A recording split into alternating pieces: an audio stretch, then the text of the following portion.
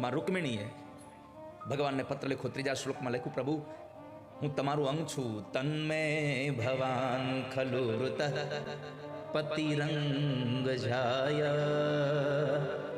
માત્માર્પિતસ્ય ભવતોત્ર વિભો વિધેય. ભગવાન, જો તમે મને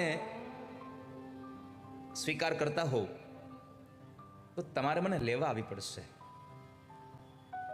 એમ ન કહેતા હાલો મેં તમને પત્ની માન્યા છે, આવી જાઓ. અને તમે તો એક પુરુષ છો, સિંહ પુરુષ છો, હું તમારું અંગ છું.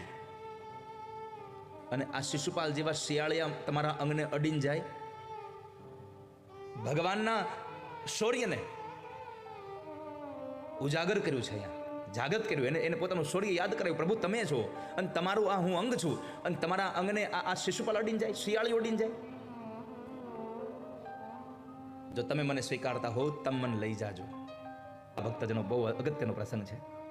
તમે મને લઈ જાજો એનો અર્થ એટલે કે આ જીવ ભગવાનને સ્તુતિ કરે છે, પ્રભુ તમે મને લેવા આવજો. શકે તમે મને લેવા આવજો. પૂર્તેષ્ટ નિયમ વ્રત દેવ વિપ્ર ગુર્વર્ચનાદિ વિરલમ ભગવાન. તમે મને લેવા આવજો એવું આ જીવાત્મા ત્યારે કહી શકે જ્યારે તમે દાન પુણ્ય કર્યા હોય, તમે જીવનમાં સત્કર્મ કર્યું હોય, તમે જીવનમાં ક્યાંય પરબ બંધાવ્યા હોય, ક્યાંય વાવ ગળાવી હોય, કોઈ ભૂખ્યાને જમાડ્યા હોય, કોઈ ગુરુની સેવા કરી હોય, કોઈ બ્રાહ્મણને દાન આપ્યું હોય, ક્યારે ભગવાનના નામની માળા ફેરી હોય, આરાધિતો યદિ ગદા ગ્રજયત્ય પાણી, ભગવાનના નામની તમે માળા ફેરવી હોય, તો તમે કહી શકો ઠાકોરજી તમે લેવા આવજો.